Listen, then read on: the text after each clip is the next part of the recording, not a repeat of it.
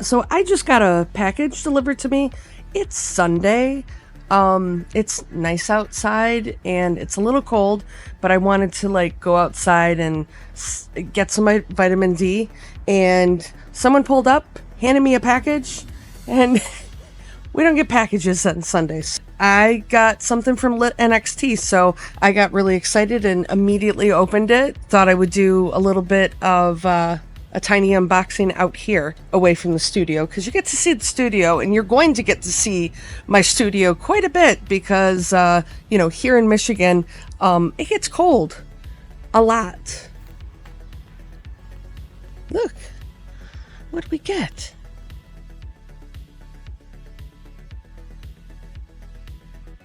So look at this. We have a surprise for you. I love this. What is this? A bag?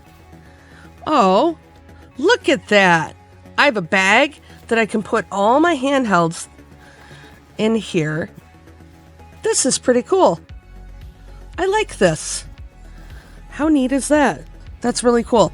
All right, so we actually got two things. That's amazing. Oh, and more stickers. So here we have the TrimUI Brick, which is what we are going to do in this video. And I also, just a sneak preview, I have the AmberNet controller, so I will be doing an upcoming video on that, but not today, today, because that would be too much for this. Let's see, let's open this up while I'm outside getting my vitamin D. We have SD card, 128. Let's see if I can do this one-handed. Oh, it's tiny. Ready? Ready? Ooh. Ooh. Do you want this? Do you want this? No, you can't have this. You don't want this. It's not food. Wow, this is cool. Look at this thing. Okay, now I understand why everybody's like going nutso about this. Oh, the buttons are nice. The buttons are nice, but they're not clicky. This was the only thing that I was afraid of with this device, is that it would be super crazy clicky. So I love the TrimUI Smart Pro, and I actually, just because I get flooded with different handhelds and different things, I feel bad I haven't gone back to it, but it still is a great little device. So I am excited that TrimUI actually came out with a little vertical. So here we have, and that's the only weird thing. That's the only weird thing, is that's a port, OTG port. This should be the charging port. So, but yeah.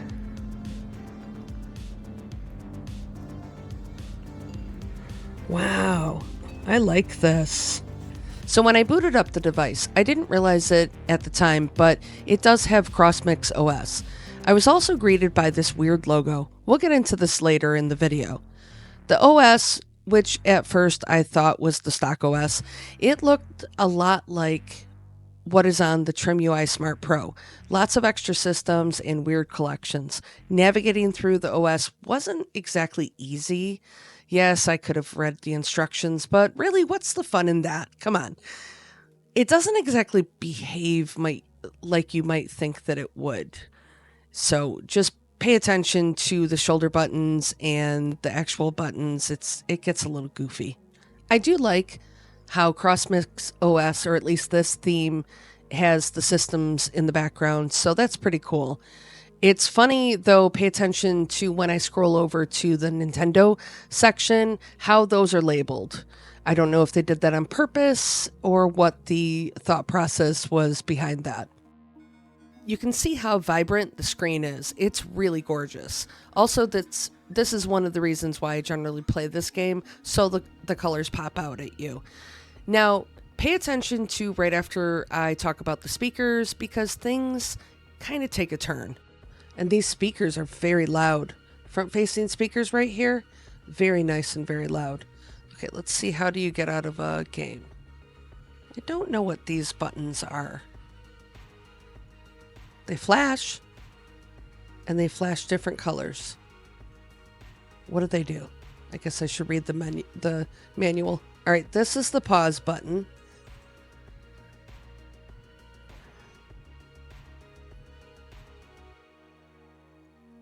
Well, that's strange. I can't.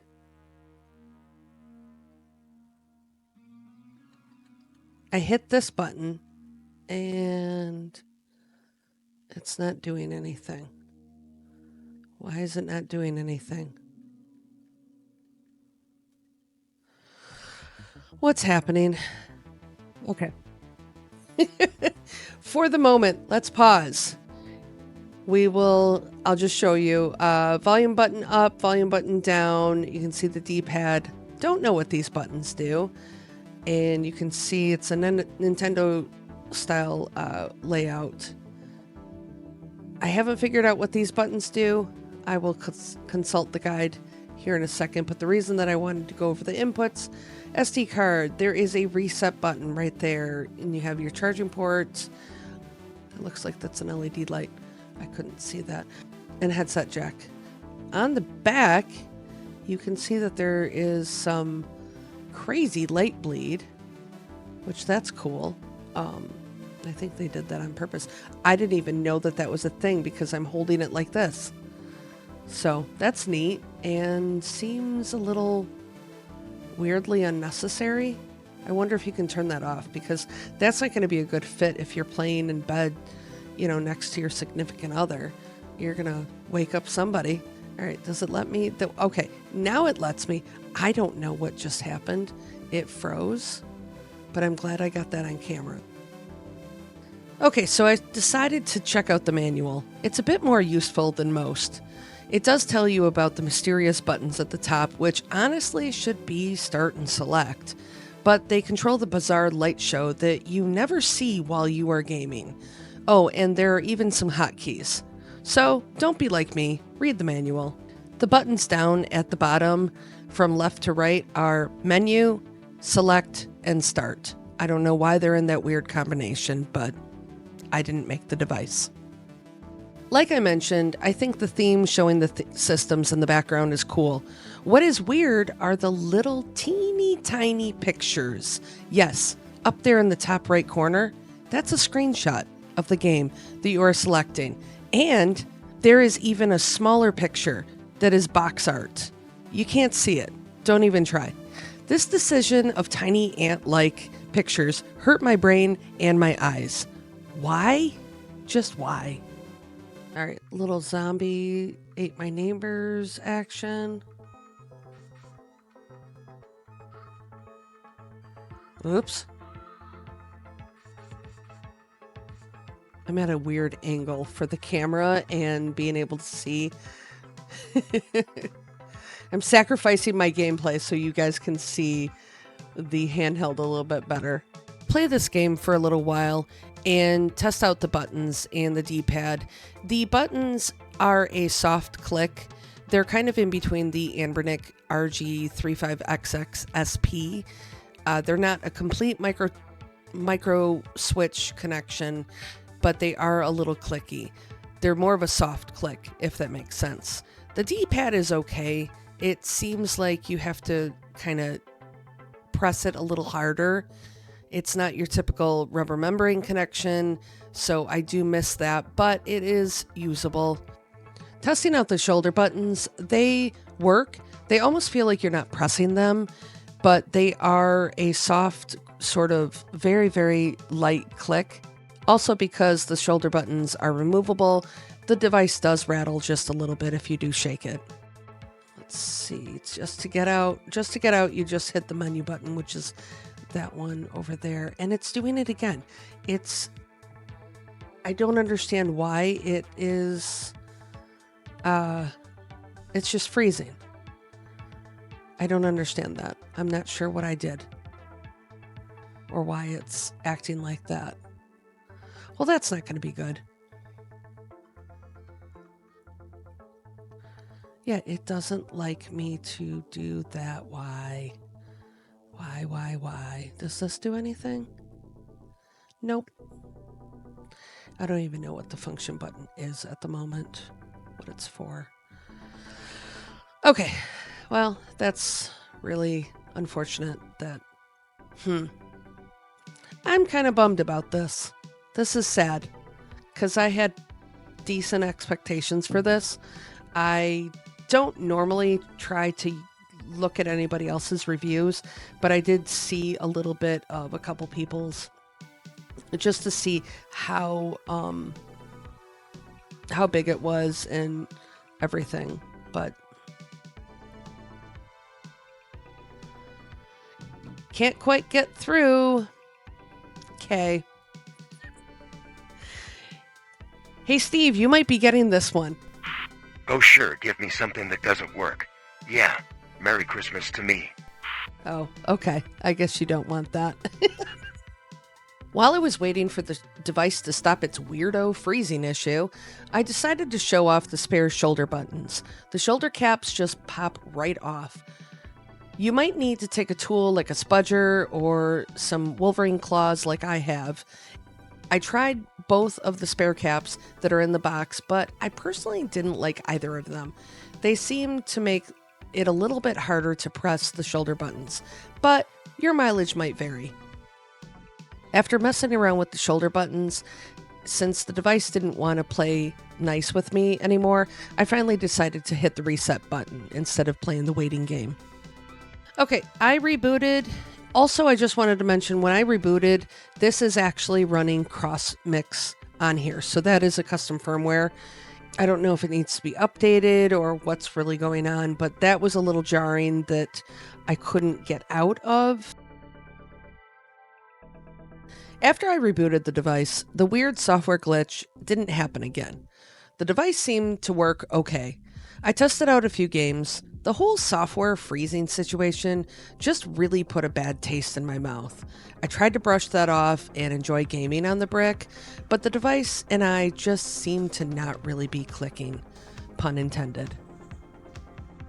With the D-pad, you're just kind of like pivoting on there, and usually it's more of a, like the way that I use the D-pad, I'm like deliberately pressing, maybe I'm sliding my thumb down a little bit more, but I feel like I'm just staying in one spot and just kind of pivoting my thumb, which is, it's just not what I'm used to. It's not bad per se, but it's just not what I'm used to and not how I personally enjoy gaming. Let's see if we can hit the menu button and go down. Okay, well, that's 2 down, so that's good. Boot up Alex Kidd again. Okay, that goes right back. That just said something terribly tiny. That was neat. It actually saved right where I left off, even though I rebooted the device. And I can go right back into it. We're done with this game. Let's see if we can go down. Okay, so that's good. I can go down now. So I guess if you get this, I was a little concerned and that was not fun. But if you do have any issues, you can just hit this reboot button, the reset button, and boot it back up. And hopefully that will just kind of restart the operating system. And it seems like it's running okay now. Also, I do want to mention while this game is booting up, this was brought to me, and all of us that are watching this, brought to me by LitNxt. They sent me the package. They sent me the cool bag. Here is the LitNxt website. Again, thank you very much for LitNxt sending me this device. They sent me the CrossMix, the SureWish CrossMix OS, the 128 card. So if you wanted the same card that I got, that is going to be your price. It's going to be about $110. Now, if you go with the stock OS, I might maybe recommend that since that's about $90. And you can see here's a couple different colors that comes in pretty soon. That's why these aren't listed. They're going to have a red and a purple. I know that looks blue, but that's purple. Definitely keep that in mind. If you wanted no card, then the price is $80. So you can do that. If you are tech savvy, you can load your own operating system. Maybe you wanted a different custom firmware. Also, I just wanted to let you know that definitely check the page, because at the time of recording this video, like I said, there is another code that's going to pop up here. So you definitely want to use that, because I think that said 15% off. Again, you can use my code RFT10, and great, thank you. You can do that, but just to save you some extra money. All right, so you can see the stats down here. Again, the display is 3.2 inches. That is the big thing with this screen. It's a small size, but look at that pixel density. It's 1024 by 768. IPS, fully laminated. That's normal for most of the handhelds out there. So the chip is the all-winner A133P. It's not, from what I understand, it's not anything super crazy powerful, but it's able to do a few extra things. And we got 1 gig of RAM. There's a lot of extra ambient light and things that this device can do. So definitely check out the stats a little bit more. So I don't know if my camera's going to be able to pick this up, but that screen is just gorgeous. It is very, very nice.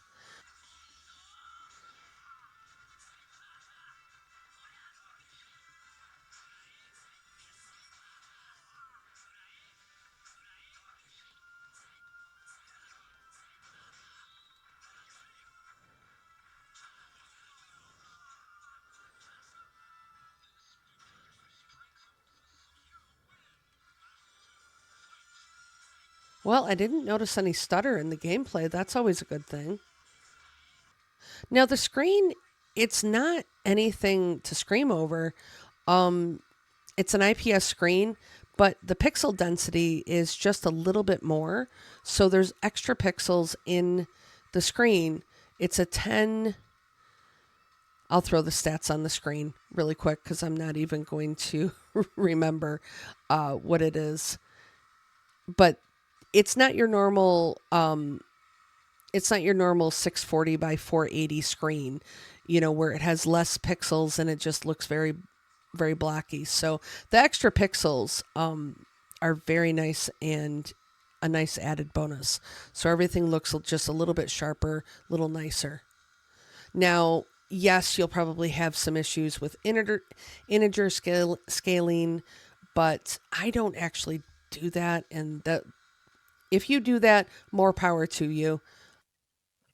Okay, so one thing that I did want to mention and show, everybody has been sort of talking about it. If you watch the Retro Handhelds podcast, the last episode, they were talking about this. Here we have, and you can see Balatro. We're in the port section, and there is Balatro. Balatro is a paid app. I've mentioned Balatro many, many times on my channel because it's a fantastic game. It is one developer, as far as I know. That guy deserves every single penny, because it's such a fantastic game. If you're not into cards, then that's cool. But still, it's kind of wonky that, the ports are on here when those are actually paid games. I know you could get into a whole big thing, but I'm not a big fan of. I don't understand why they did that, but now, yes, this looks very pretty on the screen, but this shouldn't be on here unless I've loaded it, but I didn't load it. So there is that. And we'll leave that where it is. I'm not going to play this game. Okay, and last for game testing, I'm just, the PSP games that are on here are a little silly, but just for kicks, we're going to try God of War. One thing before I get in there, you can see how I'm using just one hand. This might be something if you're into, some role-playing games, Pokemon, things like that. you can definitely kind of use it one-handed. So this might be cool for that. It's not stuttering. I'm impressed. Okay, here we go. God of War Chains of Olympus, which shouldn't really be on this device. So, but how is it running this well? I don't understand that. Oh, there's the stutter.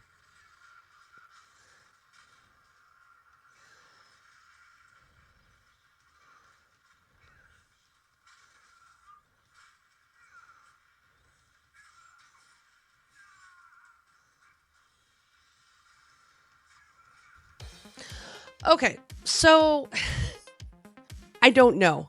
I don't know. Which, to everybody that's out there that always says, "Oh, reviewers just you always give everything a good review." No, that's not how this works. That's not how any of this works. I'm going to try to test this just a little bit more. I was almost going to, at the beginning, I was thinking, maybe I shouldn't do a first impressions. Maybe I should just do a review. No, we're going to keep this as a first impressions, as you see. And I'm glad that it stuck a little bit. There was a lag. There was that where I had to reset it, because just in case anybody else has this issue right out of the box, no, you're not the only one.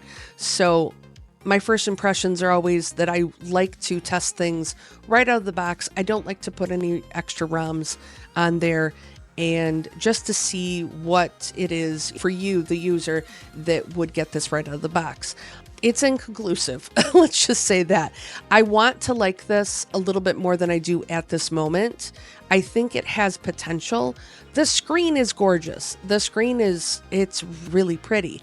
But then that glitch with the software made me not a big fan, where it happened a few times and I had to reboot it. And why? I'm going to test it out a little bit more. I'm also going to see, hopefully there is, I know that there's some other custom firmware out there. I might even use MinUI. We'll see about that. And I'll have another video out about that, or just to, my thoughts on it. But I don't know. I don't know if I can recommend this at this moment. Right out of the box, for what you're paying for it, I feel like it should work just a tiny bit better. There's some really good aspects to it. One thing I didn't mention is this back plate right here is actually metal, and it is a little bit warm. Now, granted, I'm in super cold Michigan and it's like 40 degrees here, probably even dropping as I speak. And so my hands are icy. I'm kind of half dead, and I appreciate the extra warmth on the back. You probably won't, because you probably live in a nice, happy, warm-ish climate, maybe. I think that was because I just tested Dreamcast and PSP and it didn't like that. It's not unbearable by any means, but you may not like it. So keep that in mind. There's a couple downsides to it. I didn't like, which I knew going into this, that the whole issue with the ports and it having some actual PC ports, that they're paid games. They're not free, and you need to have those game files. That's kind of a shady, not so great area. I know that's not a fault of the distributor, LitNxt, because a few other people in the community, they got the same device from a couple other distributors, and they had all the same issues. So whoever was supplying the card, that's on them. Again, take that with a grain of salt. Just know that's what you're getting into. But it's not a bad device. I don't think maybe I got a weird one. So I'll take a look at it. I'll see if I can update the software, or get some custom firmware running on here. Maybe have it work a little bit better. It definitely has potential. I want to like it a little bit more than I do right now. To answer the question at this moment in time, does it replace my trusty, amazing Miyoo Mini Plus that I have in this amazing case? Miyoo Mini Plus. No, it does not. Not at this point. Those are my thoughts, not yours.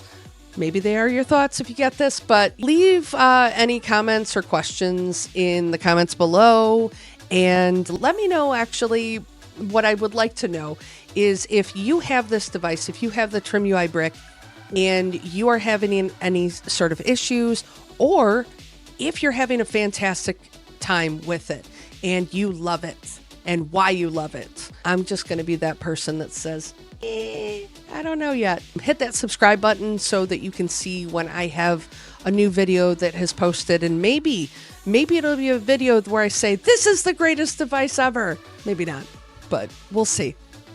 You don't know until you hit subscribe, right? Steve, what do you think? Yes, no? I like the screen. Maybe I can use it to find the Revel base. Until next time, thanks for watching. Stay awesome, everyone, and go play some games.